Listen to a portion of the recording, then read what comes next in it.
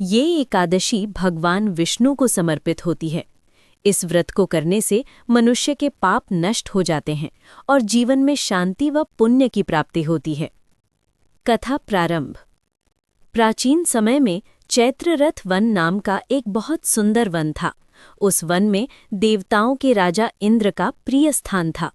वहाँ बहुत से ऋषिमुनि तपस्या करते थे। उसी वन में एक महान तपस्वी ऋषि रहते थे जिनका नाम मेधावी ऋषि था।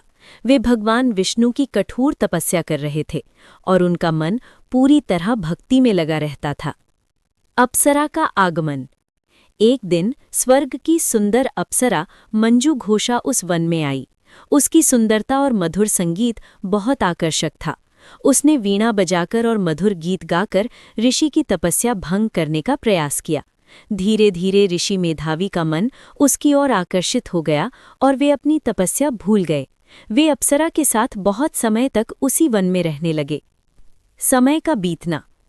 ऋषि को लगा कि केवल कुछ दिन ही बीते हैं, लेकिन वास्तव में 57 वर्ष बीत चुके थे।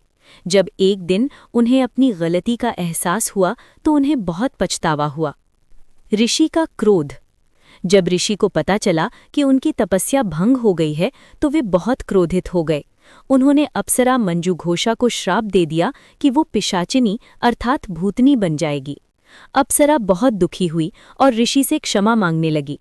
उसने कहा, हे ऋषिवर, मुझसे गलती हो गई, कृपया मुझे इस श्राप से मुक्ति का उपाय बताइए।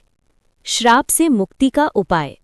तब ऋषि का क्रोध शांत हुआ और उन्होंने कहा, यदि तुम पाप मोचनी एकादशी का व्रत श्रद्धा से करोगी तो तुम्हें इस श्राप से मुक्ति मिल जाएगी। अप्सरा मंजू घोषा ने पूरी श्रद्धा से पाप मोचनी एकादशी का व्रत किया। व्रत के प्रभाव से वो श्राप से मुक्त हो गई और फिर से स्वर्ग चली गई। कथा का संदेश। इस कथा से ये शिक्षा मिलती है कि मनुष्य से गलती हो सकती है, लेकिन सच्चे पश्चाताप और भक्ति से पापों का नाश हो जाता है। पाप मोचनी एकादशी का व्रत करने से